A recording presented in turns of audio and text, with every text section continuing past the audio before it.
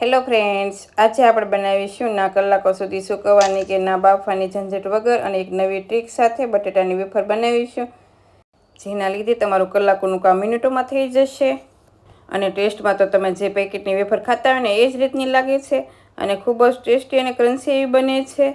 અને આ વેફર તમે મહિના સુધી સ્ટોર પણ કરી શકો છો. સાથે વેફર ઉપર સ્પ્રિંકલ કરવાનો મસાલો બનાવીશું. આ મસાલાથી વેફર ખૂબ જ ટેસ્ટી એવી લાગે છે. તો ચાલો બનાવવાનું શરૂ કરીએ. તો તેના માટે 1 કિલો જેટલા બટેકા લીધા છે. જો તમારામાં લાલ બટેટા આવે તે લેવા હોય તો પણ લઈ શકાય.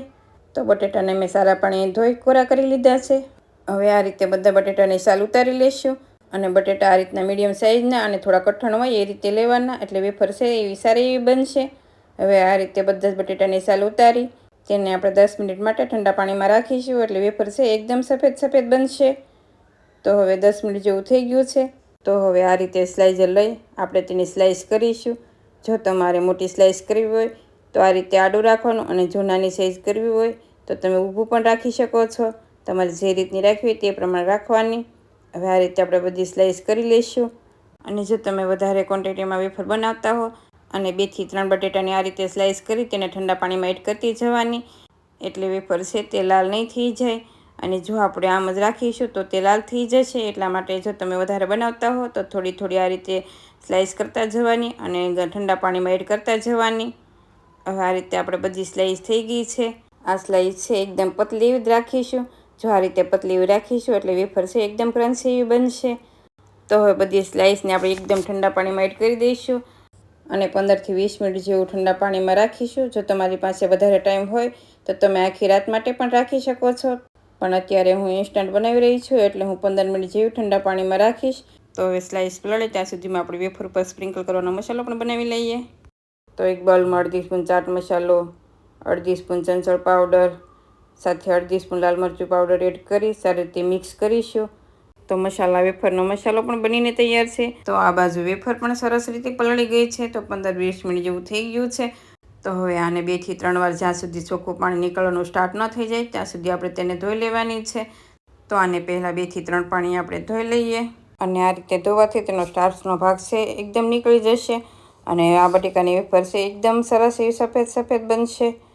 તો હવે આપણે આ રીતે 2 થી 3 પાણી ધોઈ લીધું છે. તો હવે આ રીતે એક કાણાવાળું વાસણ લઈ તેમાં બધી આપણે વેફર છે તેમાં એડ કરી દઈશું અને નીચે એક બાઉલ મૂકી દીધું છે, જેથી વધારાનું પાણી હોય તે નીકળી જશે. અને આપણે હવે આને કોરી કરવાની 2 રીત છે. તો હું તમને આ રીતે બતાવું. જો પહેલાં આપણે આ રીતે ચોખ્ખું કપડું લઈ તેમાં આપણે બધી બટેટાની વેફર છે તે એડ કરી દઈશું અને આ કપડાથી જ તમે કોરી કરી શકો છો, પણ આ કપડાથી એટલી કોરી નહીં થાય અને તેમાં પાણી પણ રહી જશે અને ખૂબ જ ટાઈમ લાગે છે. એટલે આપણે ઝડપથી કોરી થઈ જાય એના માટે આપણે વોશિંગ મશીનમાં કોરી કરીશું. તો આ રીતે બધા શેડા ભેગા કરી પોટલી જેવું વાળી દેવાનું અને કોઈ પણ એક દોરી લઈ ગાંઠ વાળી દઈશું અને આ એકદમ ખુલ્લી ખુલ્લી પોટલી વાળીશું. તો આ રીતે ગાંઠ વાળી એકદમ ખુલ્લી ખુલ્લી રહે તે રીતે આપણે પોટલી રાખીશું અને ફીટ પોટલી નહીં વાળીએ. તો હવે આ રીતે પોટલી વળાઈ ગઈ છે અને દોરીને એકદમ ટાઈટ એવી બાંધવાની છે. તો હવે પોટલીને વોશિંગ મશીનમાં મૂકી અને જે કપડાં સૂકવવાનું સેટિંગ હોય ને જે સ્પિનનું, તેને આપણે ચાલુ કરી દઈશું અને આપણે સ્પિન ઉપર લગભગ 7 થી 8 મિનિટ જેવું રાખીશું, એટલે સારી એવી વેફર કોરી થઈ જશે. આનું સેટિંગ 10 મિનિટનું છે, પણ આપણે 10 મિનિટ સુધી કોરી નહીં કરીએ. 7 થી 8 મિનિટ થાય એટલે આપણે વચ્ચેથી મશીન છે તે બંધ કરી દઈશું અને આ રીતે વેફર કોરી કરવાથી એકદમ આપણે પેકેટની વેફર ખાતા હોય તેવી જ વેફર બને છે અને ખૂબ જ ક્રન્ચી બને છે. તો બાળકોને બહારના ફરસાણ કરતાં આ રીતે તમે બટેટાની વેફર બનાવીને ઇન્સ્ટન્ટ બનાવી શકો છો અને મિનિટોમાં બનીને પણ તૈયાર પણ થઈ જશે. તો તમે આ રીતે એકવાર જરૂરથી ટ્રાય કરજો. હવે 7 થી 8 મિનિટ જેવું થઈ ગયું છે. તો આપણે મશીનને બંધ કરી તેમાં પોટલી છે તે બહાર કાઢી લઈએ અને હું તમને બતાવું આપણે કલાકો વેફરને સૂકવીએ ફક્ત 7 થી 8 મિનિટમાં સુકાઈને રેડી થઈ ગઈ છે અને આમાં એક પણ વેફર તૂટશે નહીં અને પરફેક્ટ એવી વેફર હશે. તો આપણે તેની પોટલી ખોલી જોઈ લઈએ. તો હવે તમે જોઈ શકો છો આમાં એક પણ વેફર તૂટી નથી અને સારી એવી સરસ રીતે કોરી પણ થઈ ગઈ છે. તો હવે આપણે આને ફ્રાય કરી લઈશું. તો સાથે મેં તેલ પણ ગરમ કરવા મૂકી દીધું છે. તો તેલ ગરમ થાય ત્યાં સુધીમાં આપણે એક વાટકીમાં થોડું પાણી અને 1/2 સ્પૂન મીઠું એડ કરી સારી રીતે મિક્સ કરીશું. આ મિશ્રણ આપણે વેફર તળાય તેમાં થોડું થોડું એડ કરતા જવાનું.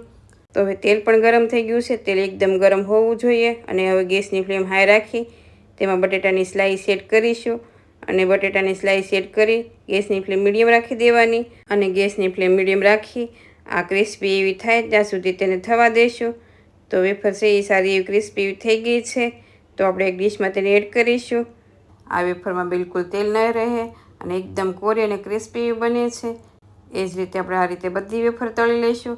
અને વેફર 1 મિનિટ જેવું તળાય એટલે આપણે જે મીઠાનું પાણી બનાવીને રાખ્યું હતું તે અડધી સ્પૂન જેવું એડ કરીશું. અને આ રીતે ઝારાથી તેને પલટાવતા જઈશું. અને ગેસની ફ્લેમ મીડિયમ રાખીને જ ક્રન્ચી એવી થવા દેવાની છે. તો હવે આ જ રીતે આપણે બધી વેફર તળી લેવાની. તો તમે જોઈ શકો છો આ રીતે બધી વેફર તળાઈને તૈયાર છે. તો હવે ગરમ ગરમ છે તેના પર જ મસાલા સ્પ્રિંકલ કરી દઈએ. તો અડધી વેફર સોલ્ટેડ રાખીશું અને અડધી વેફરમાં આપણે મસાલો એડ કરીશું. તો આ રીતે એક બાઉલમાં મેં અડધી વેફર લઈ લીધી છે. તો આપણે તેમાં હવે મસાલો બનાવ્યો હતો તે સ્પ્રિંકલ કરીશું. અને આ જ્યારે ગરમ ગરમ હોય ને ત્યારે જ મસાલો એડ કરી દેવાનો. જો એ ઠંડી થઈ જશે તો મસાલો બરાબર મિક્સ નહીં થાય. એટલે ગરમ ગરમ હોય ત્યારે જ મસાલો મિક્સ કરી દેવાનો. તો અહીંયા મસાલા વેફર અને સોલ્ટેડ વેફર બનીને તૈયાર છે. તો આ વેફરને તમે કોઈ પણ એરટાઇટ બોટલમાં ભરી મહિના સુધી સ્ટોર પણ કરી શકો છો. અને નાના મોટા બધાને ભાવે તેવી ખૂબ જ ક્રન્ચી અને ટેસ્ટી એવી બને છે. તો તમે એકવાર જરૂરથી ટ્રાય કરજો. તો તમને આ રેસીપી કેવી લાગી તે મને કમેન્ટમાં કહેજો.